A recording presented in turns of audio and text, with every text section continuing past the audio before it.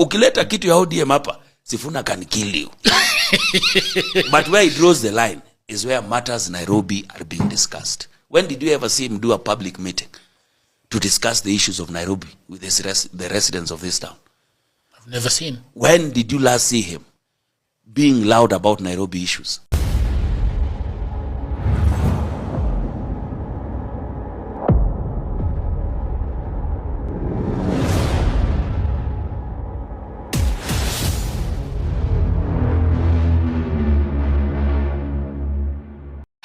A very good evening and welcome back, ladies and gentlemen. Thank you very much for your greatest support. Now, first and foremost, fellow Kenyans, today, the MCAs of Nairobi County went to Mama Ida Odinga's home, that is in Opodo Farm, when they were going to see Raila Amolo Odinga's grave at Kango Kajaramogi. And then, of course, we know very well that anybody who goes to Kango Kajaramogi must go to Opodo Farm, because Opodo Farm is where people eat, people talk and all that.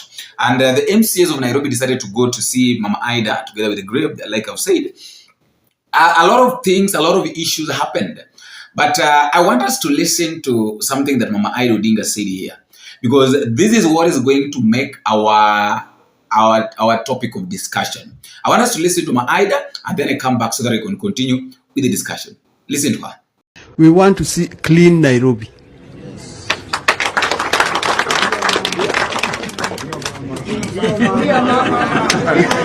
Ndio mama. Yeah, we want Nairobi to be clean, isn't it? Yeah.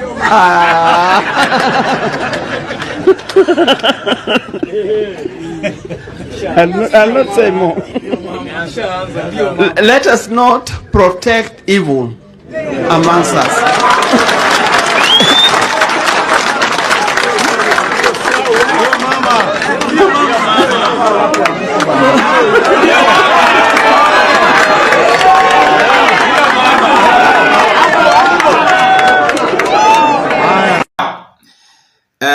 That is Mama Ida Odinga speaking. And I think you've heard Mama Ida Odinga very clearly that Nairobi County, and actually she was talking specifically about Nairobi County. And she was saying that Nairobi must be clean. Nairobi County itself as a city must be clean. Those who've been following here, I said this and I'll keep on saying again, that despite the fact that Johnson Sakaja was thinking that he was safe in the hands of Raila Odinga. And actually I asked that people like Sakaja, what if Raila Odinga is not in the picture? How are they going to survive politically? People are like, oh, Sakaja, Sakaja this, Sakaja that. Right now, the Raila Odinga is not in the picture. We call him the late. But now, the same narrative now has been shifted. Remember, when the MCAs of Nairobi County wanted to impeach Sakaja, what happened? Sakaja ran to Raila Odinga because he knew very well that Raila Odinga is the only person that can rescue him. Now he went, sat down with Raila Odinga together with William Samoei Ruto, and the MCAs decided not to impeach him. Even though Ruth Odinga was very much furious with the Nairobi, I remember with the Nairobi MCAs, she was asking them that how comes you can't complete what you've started? How comes you can leave this person to continue being in office yet to know very well the kind of person he is? I feel disappointed in what the Nairobi MCAs have done. They should have gone through the process. They should have ensured that we actually uphold the devolution, the tenet of devolution that states that the MCAs are the actual oversighters of the governor. One of the main tenets of devolution is that the MCAs are oversighters of the county governments. And therefore, the actual fact that the MCAs of Nairobi came out to oversight and say that they had no confidence in the governor of Nairobi should have been recognized, and nothing should have been done. They should have been allowed to go through with that petition. And I tell the Nairobi MCAs that they should have continued with their process, so that if in case they feel wronged, let them impeach him, let him go to Senate, let Senate then say that whether he's right or not. But to stop the process when there was already grievances. I am from Kenya, I'm not from Nairobi. I am somebody who is actually a believer in devolution and oversight. And therefore, for me, I feel disappointed in what the Nairobi MCS have done. They should have gone through the process. They should have ensured that we actually uphold the devolution, the tenet of devolution that states that the MCAs are the actual oversighters of the governor. So that is what Ruth Odinga, and Ruth Odinga was very much furious. And at that point, I think that is the only place that Ruth Odinga went against his brother. That is late Raila Odinga. Simply because Raila alikuwa anatetea nani? Alikuwa anatetea Johnson Sakaja. It is not sio mara moja, sio mara mbili, sio mara tatu, sio mara nne, sio mara tano. Over and over and over and over again, we've witnessed or we saw Johnson Sakaja walking with Raila Odinga, wanatembea National Park, wanafanya nini, inasemekana kwamba Sakaja amepelekea Raila Odinga hela, all of those. But at this point, I think Sakaja is on his own. This is what I think. Not actually what I think, but this is what is it. You see 2027. 2027 is going to be a hell to these people. They'll be sitting down wondering what's going on. Watakuwa na kuna vichwa without anywhere to put their heads. Because if the person that they really believed in, mwenye walikuwa nadhani kwamba atawasaidia ni Raila Odinga. Raila Odinga sasa hivi hayupo. I said here that Raila Odinga right now is not in the picture. Sakaja, Wanga, Peter Kaluma, name them, Atandi, a lot of them are really going to suffer. Unaona jinsi ambavyo wengine wanafanya mambo yao. Gladys Wanga now wants to take over the party. Actually, she goes ahead and tells the members of parliament that if you can't support William Ruto, then forget, if you can't support William Ruto and me, then forget about development. So I've been like, Gladys Wanga is saying that people should forget about developments if they don't support her. Who is she in the first place? Who is Gladys Wanga? We start from there.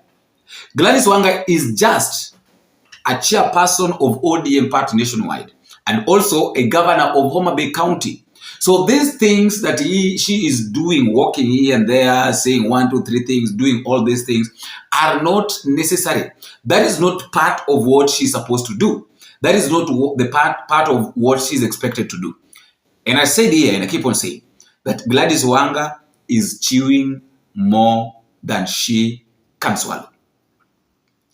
Johnson Sakaja, you heard Mama Ida Odinga so well saying that we refuse evil to happen. We must stop evil.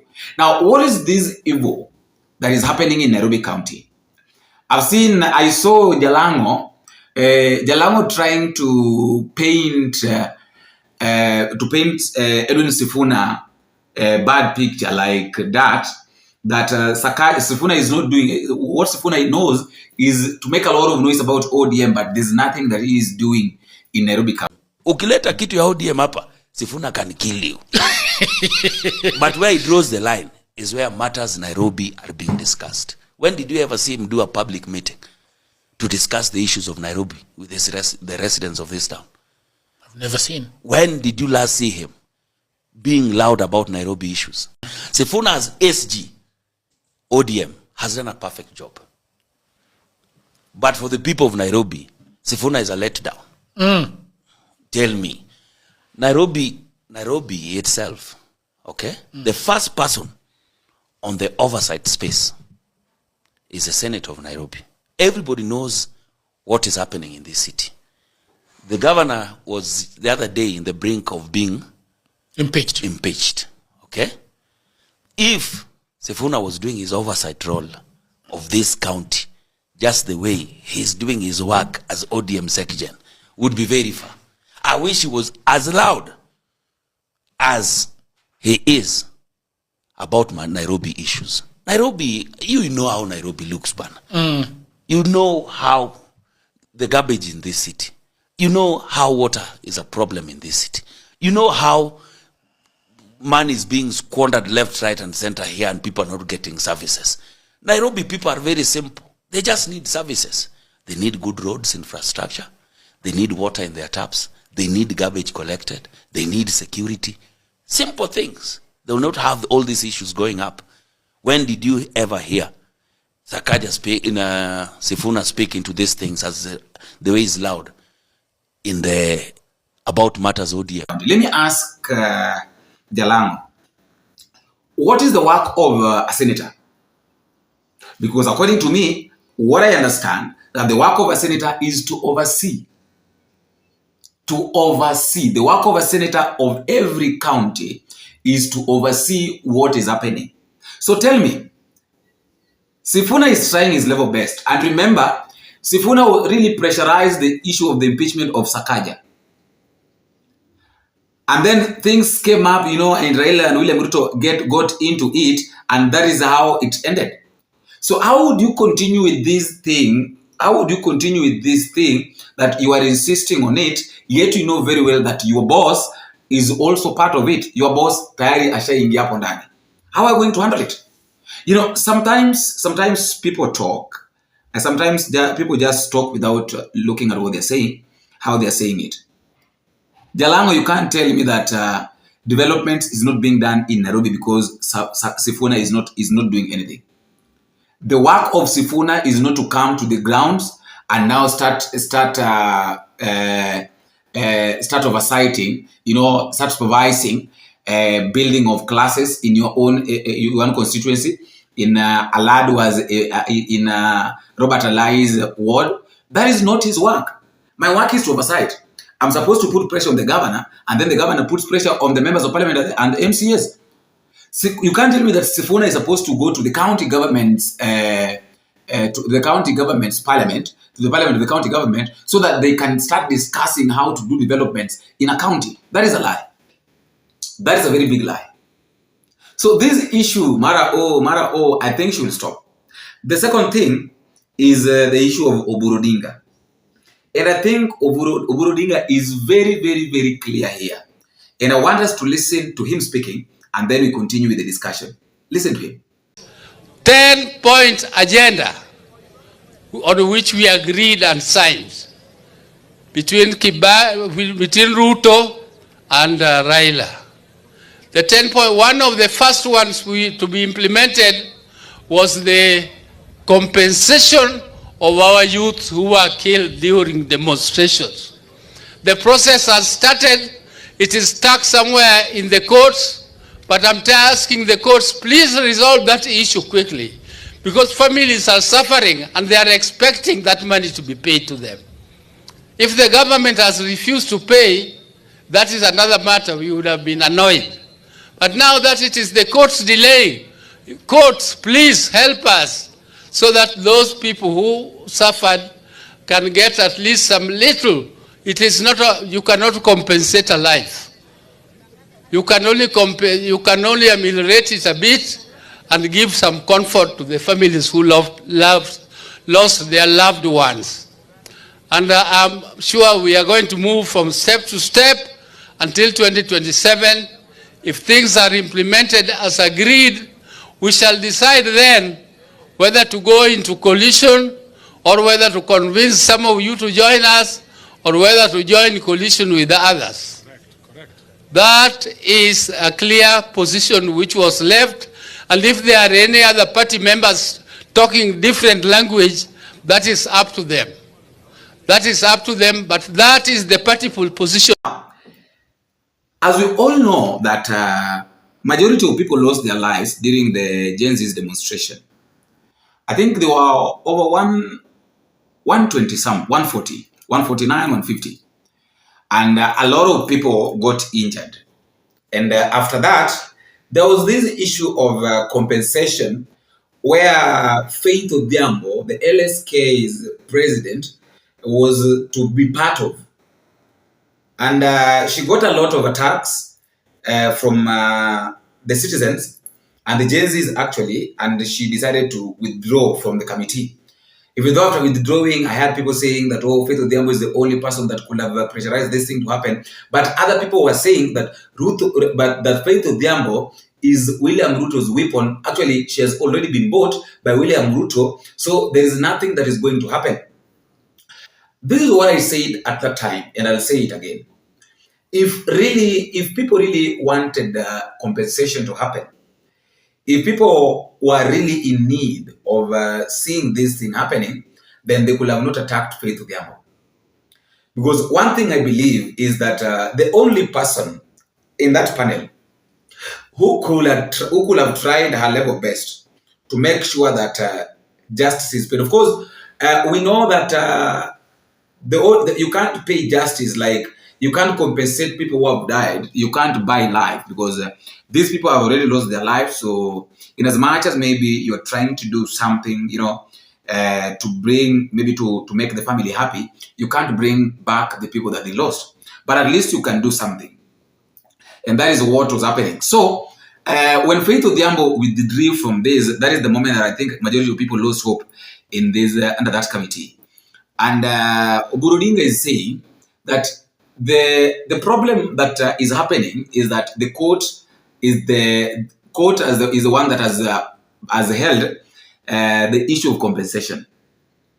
Because if they really want this thing to happen, they could have done this thing long time. But I don't think that it is only the court that is playing part in holding this issue of compensation. There is also some force somewhere that is playing a bigger part. There is somebody somewhere that is playing a bigger part of holding this, that there should be no compensation.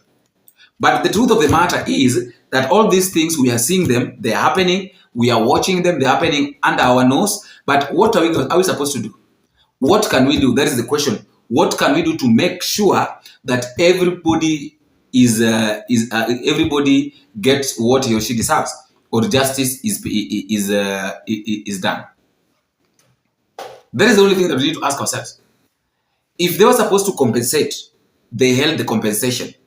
They claimed that, a lot of issues are happening, a lot of issues have risen. Then why can't they continue with it again?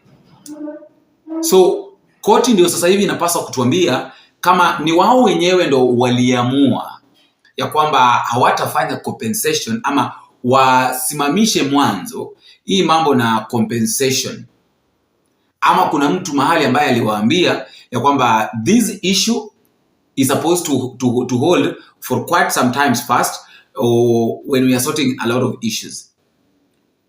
And I've seen somebody asking a very serious question here, that people are talking about compensation. So this is it. If we are talking about compensating the people that lost their lives, what about the people that got injured, that up to now are still in pain? Kwa sababu tunajua kwamba kuna baadhi ya watu ambao licha kwamba wengine walifariki, wao walipata majeraha, walijeruhiwa, wengine wakawa viwete, mpaka sasa hivi walikuwa viwete kwa sababu ya hiyo maandamano, na ni wengi mno. So somebody was asking that, now who is going to compensate these people? I really don't know. I really don't know how to put it, but according to what I think is that the government was trying. These people are trying to look at wangapi wamekufa, ni kina nani wamekufa. Because I think that is, in fact, that is what is happening even in Tanzania. People are concentrating too much on the people that have died more than the people that have been injured. Actually, imagine in Tanzania, more than 3,000 people have lost their lives. How painful is that? Na bado hilo jambo linazidi tu kutendeka. Bado watu wanazidi tu kuuawa, watu wanazidi tu kunyanyaswa. So who is going to save people? Who is going to save people from genocide? Who is going to save people from bad government? The government of the day, I really don't know how to put it, but what I feel is that the government is really doing too much. Now, too much in this way. They're trying to shut the people that are demanding for their rights.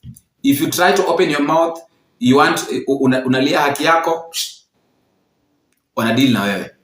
So let me also know what you think at the comment section, fellow Kenyans, but don't forget to click the subscribe button telling me what you think and where exactly you are watching this video from. Until we meet again, I've been host, BONDO.